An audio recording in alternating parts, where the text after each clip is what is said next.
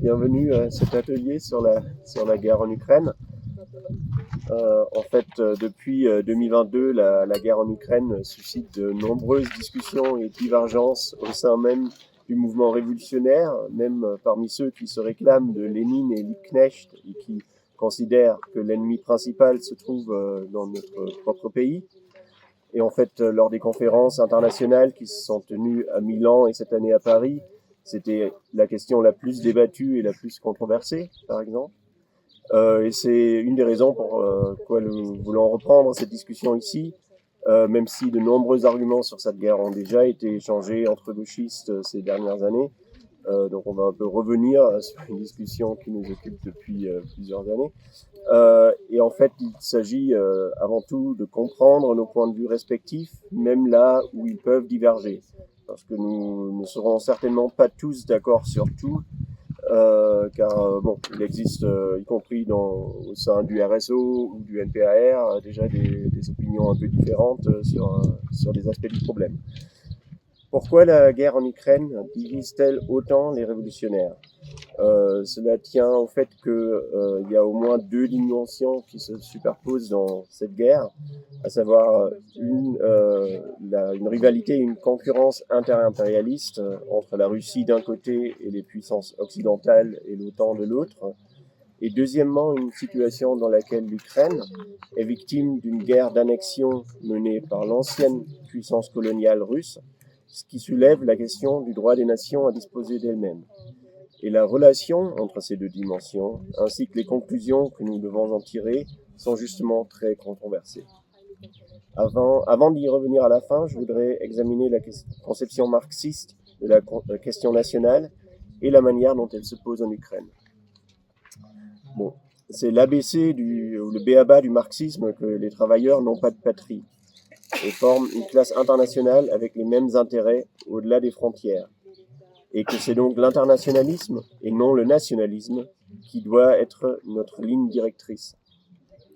La nation et l'État-nation sont essentiellement des instruments bourgeois. Pourquoi alors les léninistes défendent-ils les droits des nations, plus précisément le droit des nations à disposer d'elles-mêmes ?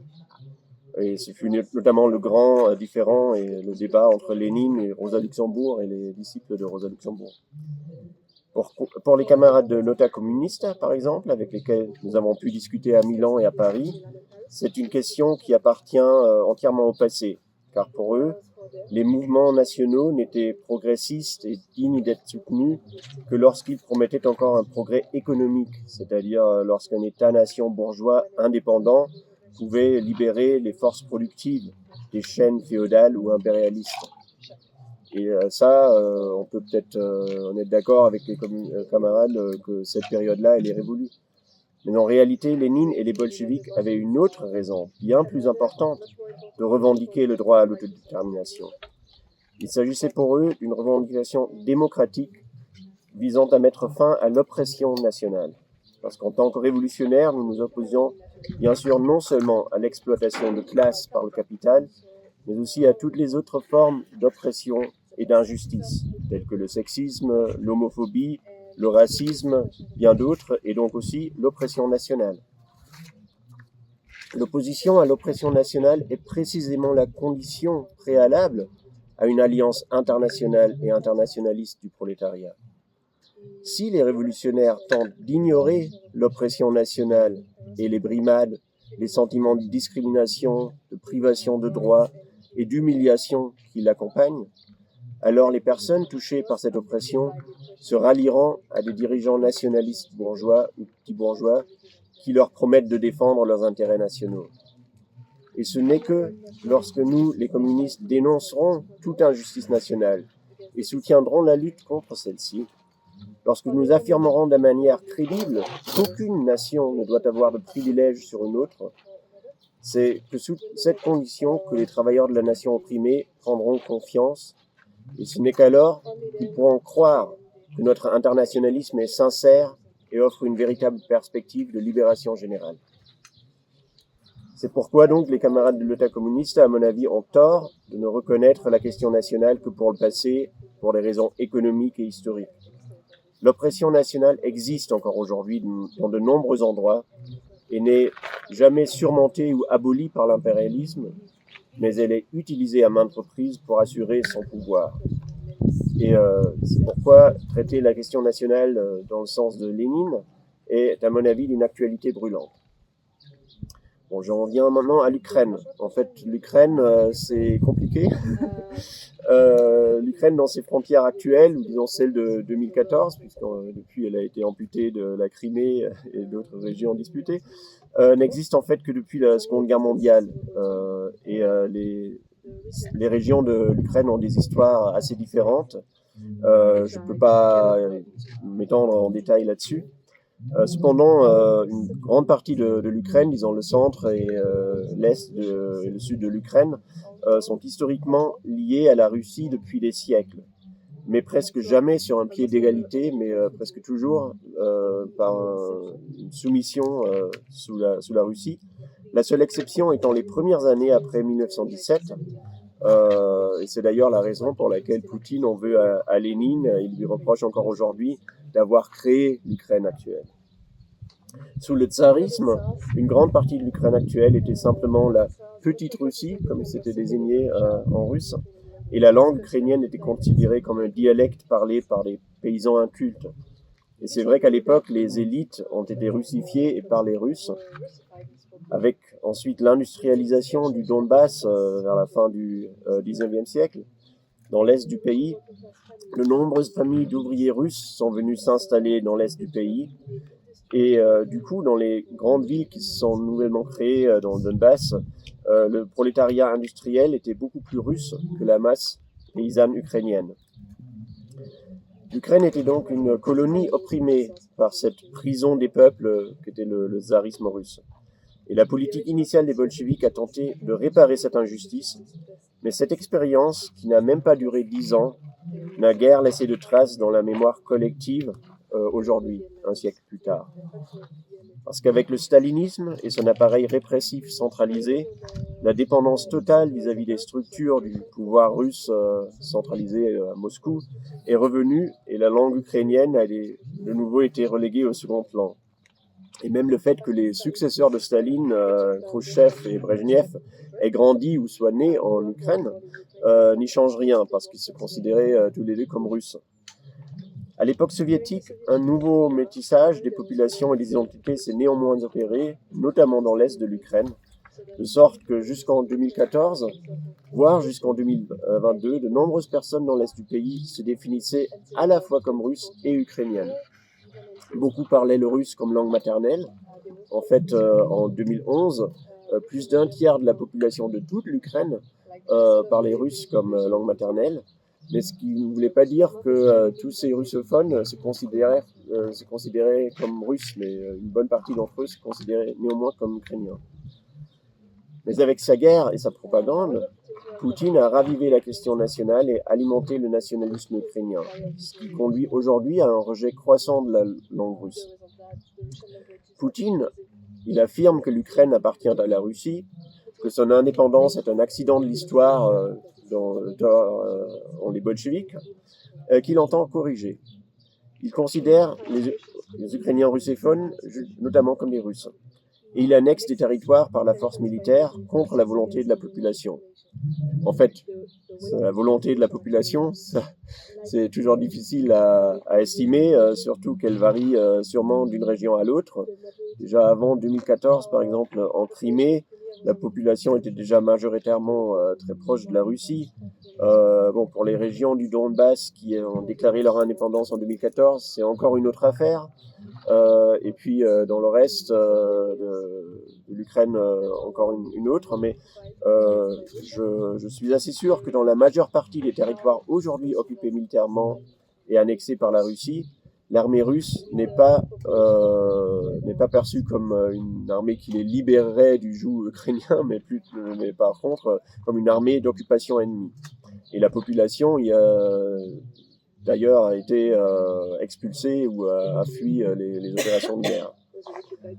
Bon, en fait, nous entendons assez peu dans tous les débats sur l'Ukraine parler de l'état d'esprit de la population ukrainienne et des travailleurs ukrainiens.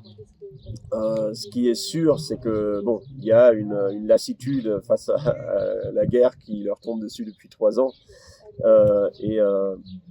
et que c'est aussi de plus en plus difficile pour l'Ukraine de mobiliser des soldats pour le front. Les rapports qui font état de désertion se multiplient, même si ces désertions ne constituent pas encore un véritable phénomène de masse. Mais évidemment, nous comprenons tous les Ukrainiens qui n'ont pas envie à se laisser enrôler de force. Il faut que tu lises le texte plus.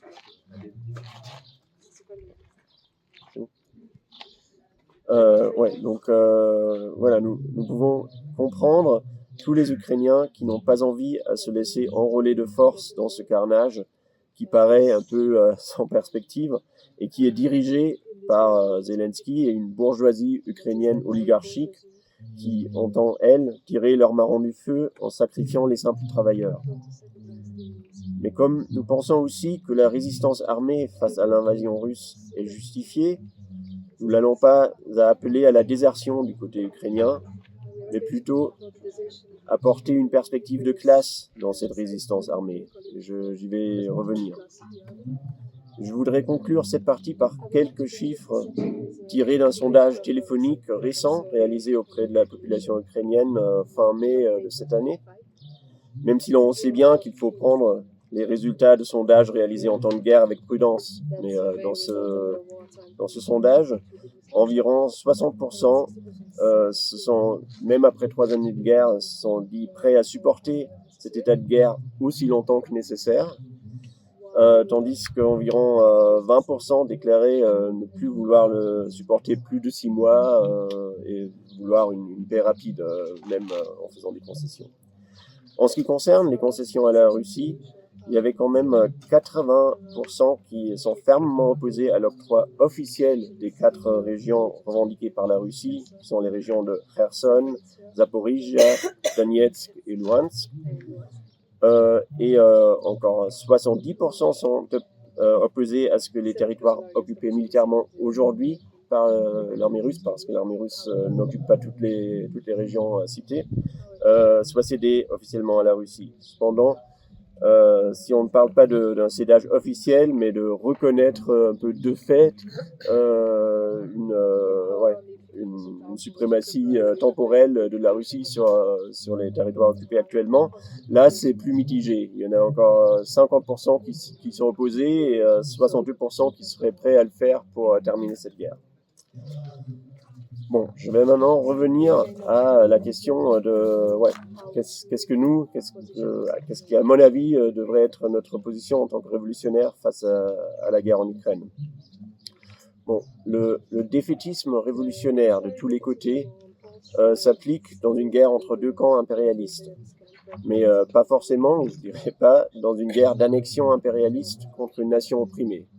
Et c'est donc tout le débat entre révolutionnaires de savoir dans quel des 2 cas on se trouve en Ukraine.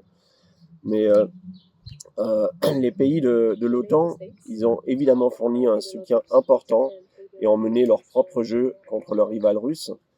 Mais même s'il y a eu des débats entre politiciens des pays impérialistes, et y compris les pays de l'OTAN ne sont pas toujours tous sur la même longueur d'onde, ils ont jusque-là jamais franchi le seuil qui aurait conduit à une guerre de l'OTAN contre la Russie.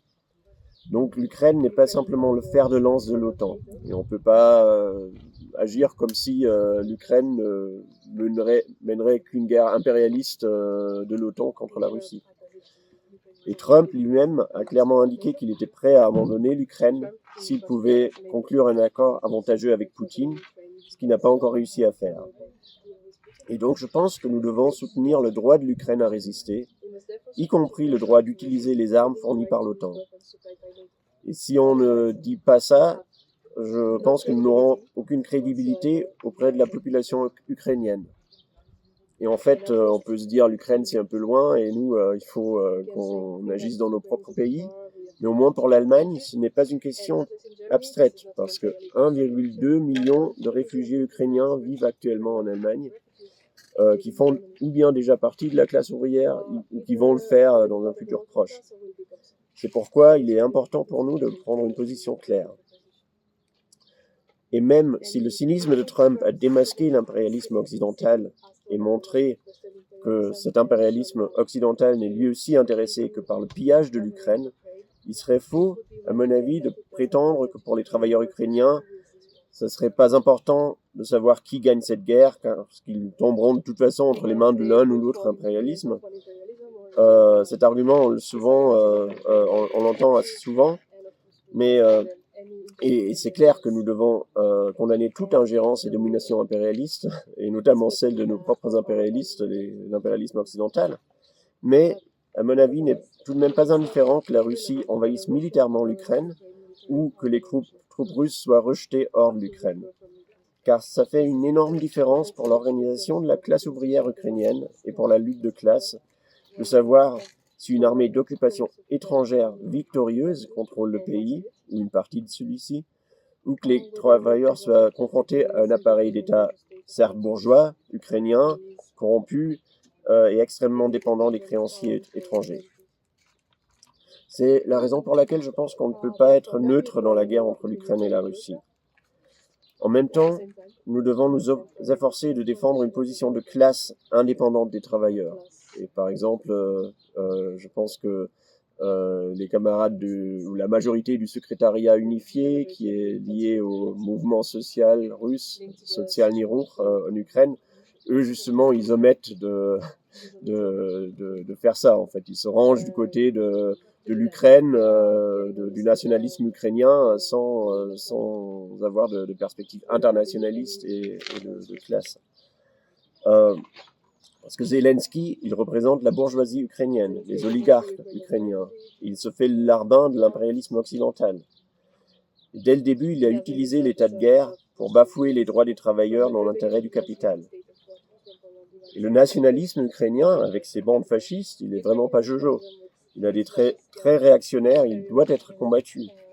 Mais c'est précisément pour ne pas pousser la population ukrainienne dans les bras de la droite nationaliste qu'il est si important, à mon avis, de se positionner clairement contre la Russie dans cette guerre. Mais il est tout aussi clair que les travailleurs n'ont rien à attendre de Zelensky et que la guerre menée jusqu'à présent n'a fait que d'innombrables victimes en 3 ans sans rien obtenir. Alors qu'il apparaît de plus en plus clairement que la complaisance envers l'Occident signifie le ralage futur de l'Ukraine et de ses ressources naturelles. La classe ouvrière ukrainienne a un besoin urgent d'une perspective politique indépendante. En ce qui concerne la guerre, cela pourrait signifier rejoindre la résistance armée contre l'invasion et l'annexion russe, mais en s'adressant spécifiquement à la population et aux soldats russes, dont plus de 100 000 ont déjà perdu la vie dans cette guerre. On pourrait s'adresser à eux, par exemple, en leur disant clairement « Pourquoi envahissez-vous notre pays au nom de vos oligarques ? Nous défendons notre pays, mais nous avons les mêmes oligarques sur le dos que vous. Nous ne voulons pas mourir pour eux, tout comme vous ne voulez pas mourir pour les vôtres. En fait, nous avons des intérêts communs. Nous n'avons rien contre vous, les soldats russes, mais seulement contre Poutine et ses plans d'annexion. Nous ne sommes pas non plus des fascistes, comme ils vous l'expliquent, mais nous voulons nous libérer nous-mêmes et libérer notre pays. Nous ne combattons pas pour l'OTAN ou l'impérialisme américain ou européen. Nous ne sommes pas dupes. Leur aide n'est pas désintéressée, mais une façon de vouloir nous imposer leur ordre et leur pillage. Mais nous sommes obligés d'accepter cette aide et leurs armes tant que vous nous bombardez et envahissez notre pays. Donc, arrêtons ce carnage, rentrez chez vous et de part et d'autre de la frontière, débarrassons-nous des oligarques. Je pense qu'à moyen terme, un tel discours pourrait avoir un effet bien plus important dans la guerre que les armes occidentales et les slogans nationalistes anti-russes. Bon, en même temps, pour défendre une perspective internationaliste et de classe dans cette guerre, y compris ici, on peut évidemment être solidaire des appels, par exemple de la gauche ukrainienne, de supprimer les dettes de l'Ukraine envers l'impérialisme occidental. ou aussi des campagnes qu'il mène pour les droits syndicaux, pour les droits et pour l'abolition de l'état de guerre et des reculs que Zelensky a imposés à la classe ouvrière ukrainienne sous le couvert de la guerre. En fait, la population ukrainienne et la classe ouvrière là-bas vivent depuis 3 ans sous les attaques constantes de missiles et de drones. Et nous devons être solidaires avec eux. Il est extrêmement difficile pour eux de s'organiser dans ces conditions. Et néanmoins, des mobilisations de milliers de personnes ont récemment eu lieu dans plusieurs grandes villes, ou même encore actuellement, contre Zelensky, qui voulait démanteler les autorités anticorruption qui enquêtent également sur son entourage. Il y a beaucoup de jeunes parmi ces manifestants. Moi, je ne sais pas grand-chose de leur composition sociale, mais le fait même que de telles manifestations aient eu lieu sous la loi martiale et que Zelensky ait dû rapidement retirer son projet de loi est un signe encourageant. Ce qu'il faut, c'est donner une perspective socialiste, révolutionnaire et internationaliste au mécontentement de la population ukrainienne. C'est facile à dire et c'est extrêmement difficile à faire, mais je crois que nous devons essayer d'engager le dialogue avec la population et les militantes ukrainiennes, tout comme avec les opposantes russes dont la grande majorité est aujourd'hui en exil. Merci. Okay, hello to everybody. I am Valia from Mokta Spartacus, Greece. And what I have prepared, and when we were preparing this workshop, is more about the imperialist aspect, Indo-imperialist conflict in Ukraine. While we were talking about this workshop, it is true that we discovered some points of differentiation in the issue. Me and Daniel, let's say. Anyway, some of I just wanted to say that during my speech now, there are some arguments that are not directly addressed to Daniel or RSO. I'm just making an argument for things that maybe the position of the left in general. So maybe if they sound some of these exaggerating, is not on purpose.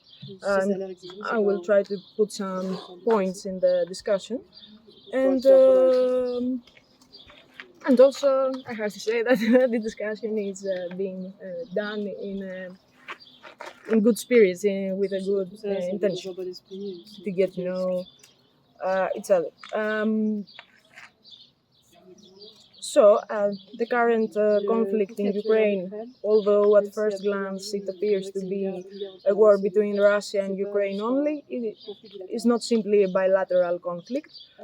On the contrary, a deeper analysis reveals the character of an inter-imperialist conflict, which is unfolding in the context of a permanent struggle for global and regional hegemony. Specifically, we believe that the conflict between NATO, the US on the one hand, and Russia on the other is the dominant factor in this situation. And this implies specific tasks for us. I had prepared a part about NATO's expansion around Russia's border after the fall of the USSR. I'm going to skip it. I just want to make the point to remind to everyone that what is now Russia's border after the end of the Cold War has indeed been surrounded by countries that are in NATO. I'm not going to go through them, but several countries that used to belong in the USSR or the Warsaw Pact are now members of NATO. and in general in many countries in Eastern Europe in the last 30-40 years. My opinion about these conflicts and the tasks that we have is very much linked with what we were discussing today in the forum. The status quo today, which has been in place since World War II, in which the US... I'm here, the nature of war. I skipped the first... Oh, you skipped. I'm not sure. I will look at you Okay, when I'm okay, skipping okay, something. Okay. Sorry.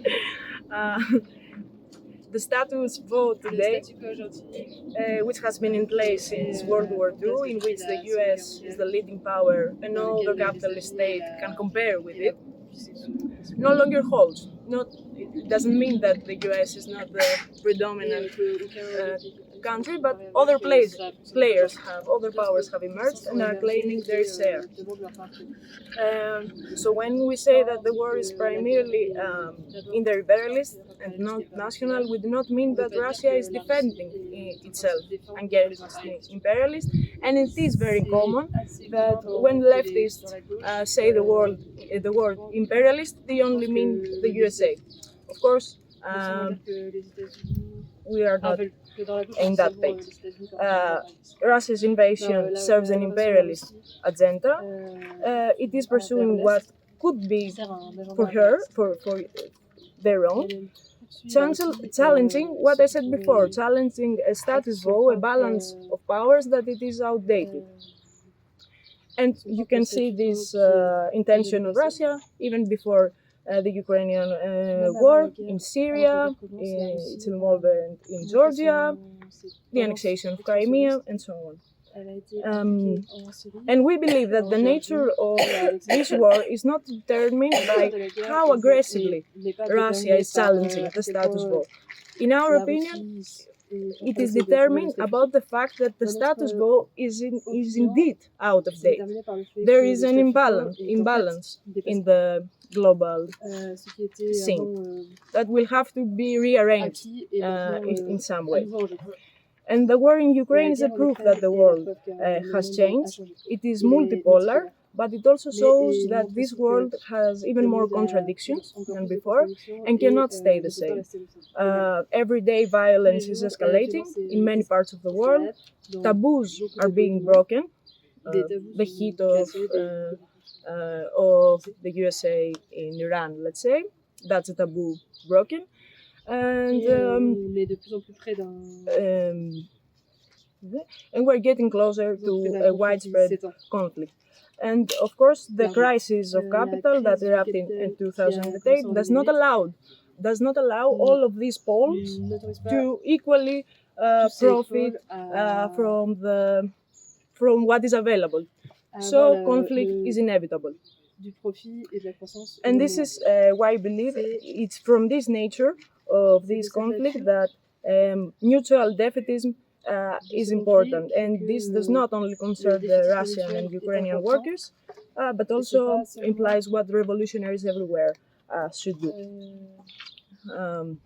I would like to say a few things about the arms race in Europe. Since the beginning of the war, the US and Europe and other forces around the world, Australia for example, aligned with the Western Bloc and have provided military aid to Ukraine. And as a result, even though Russia is a much more strong country, that's why Ukraine is still holding. Trump's election changed things a little bit. He promised the American people he'd get them out of this costly war, but a deal with Putin turned out to be harder than they thought. Trump would like to end the conflict with a beneficial agreement so that he can deal with China, which is his real adversary, but this has not been possible yet, at least. And until this is possible, he is no way ready to leave Ukraine on its own. This also shows, it's a parenthesis, that the isolationism policies, national protectivism of the far-right parties such as Trump's is just empty talk, because countries are being dragged into war nowadays because of the economic crisis, and secondarily because of the politicians who represent these states.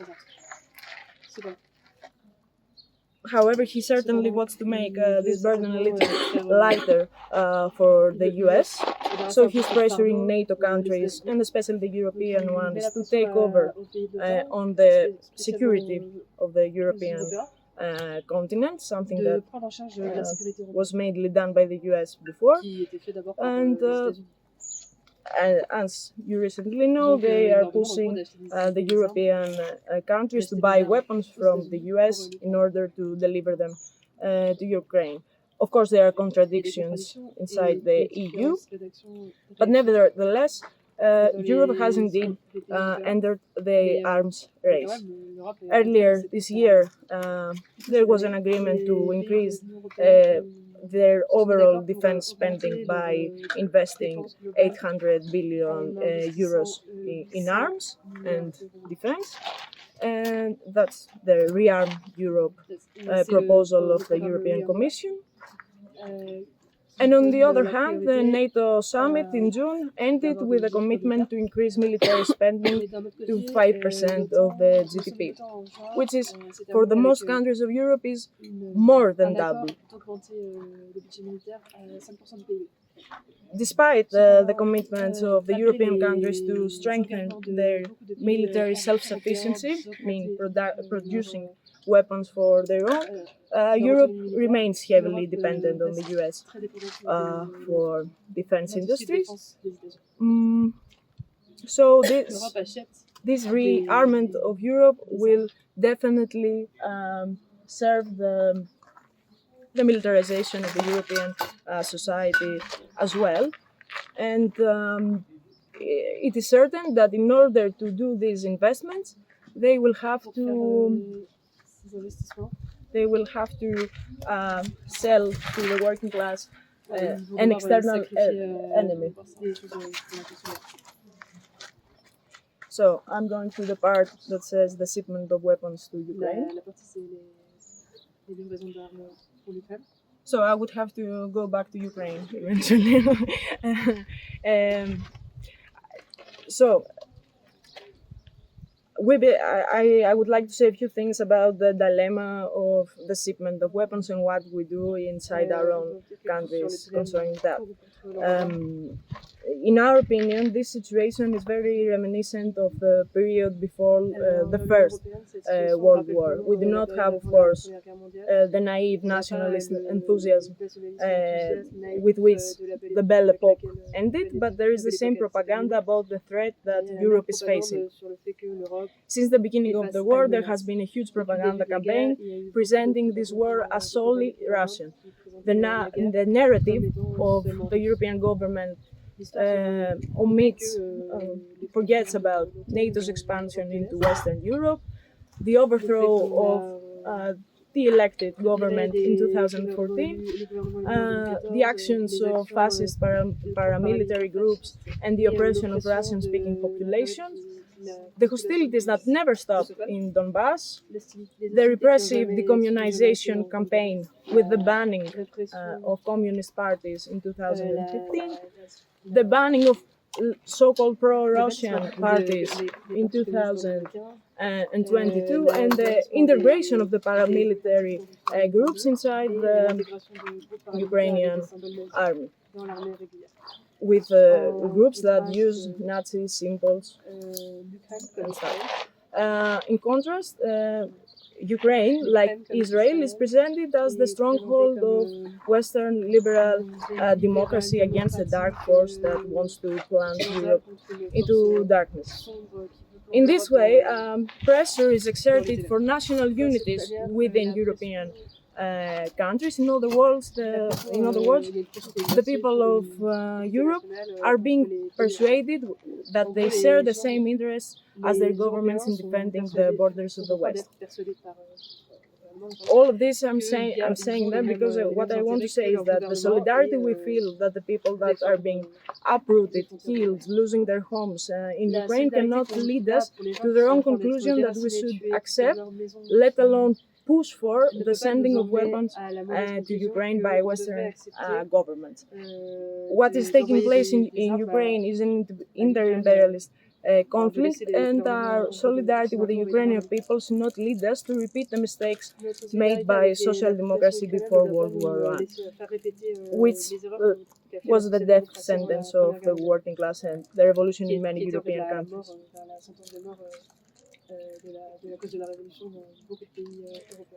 The weapons that are delivered to Ukraine, they reach a reactionary government in service of the imperialists and not the people. We are not talking about a case where a national movement is simultaneously falling victim to exploitation by external forces.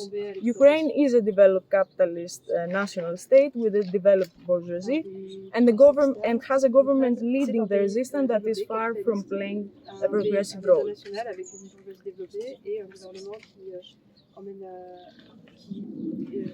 So what I mean to say, I'm skipping a paragraph. What I mean to say is that we do not want the shipment of weapons by Western governments because we do not want this war to continue, and we do not want our imperialist camp to win over this conflict. It is one thing to say that the Ukrainian people have the right to use the weapons that come to their hands. They will do so whether we say it or not.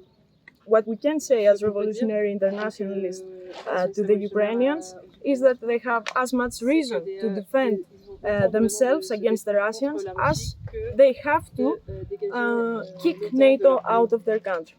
And what we can do within our own country is to fight and sabotage our own camp so that the cycle of violence can be broken. So we should block the shipment of weapons to Ukraine because we are trying to block a war project of our bourgeoisie and its allies. I would have to say, I have not written that down, Anis, that the national issue, we must not, I would like to add something to what's already been said, that the national issue must be seen also in the context, moreover, in the context of permanent revolution. If Ukrainians kick the Russians out and then another imperialist comes, then we are in the same place. It is a grim situation. It is very difficult to, I am acknowledging that, and I do not have a clear answer of how you do it. It's a grim situation, but only independent action of the working class can secure the national independence. I'm saying it's a grim situation in which it's like the Ukrainians have reached a dead end, like Skila Haridi, and only independent action of the working class can secure the national independence.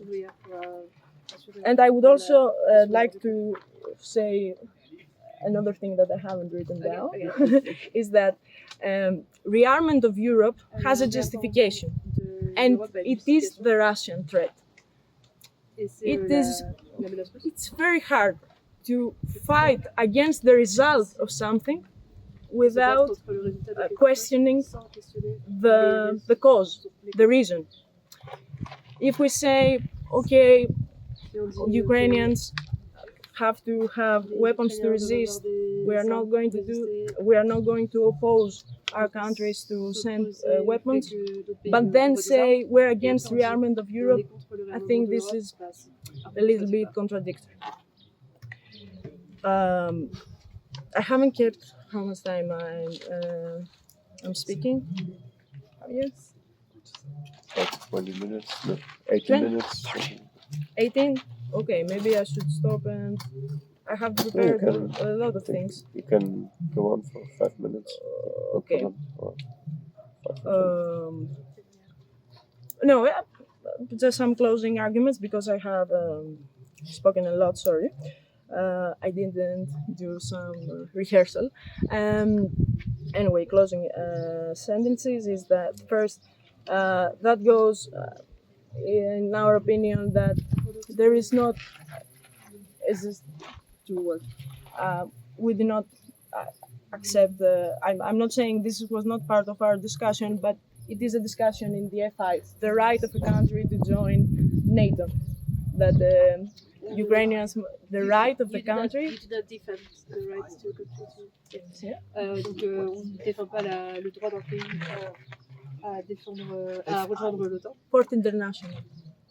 C'est un débat dans la 80 nationale, dans le secrétariat unifié. And it is not a democratic right to join NATO. And also, and EU as well. Et donc, l'Union européenne. And when it comes to what our demands is, we must really insist in other things too to erase the Ukrainian debt, because while the war goes on, this help that the Western Bloc is giving to Ukraine, of course, they're writing down what they owe them, and so this is a condemnation for the Ukrainian people, even if war stops. And you can see that with Trump going there and saying, this is mine, the natural resources and stuff. And okay, I'm stopping here and sorry.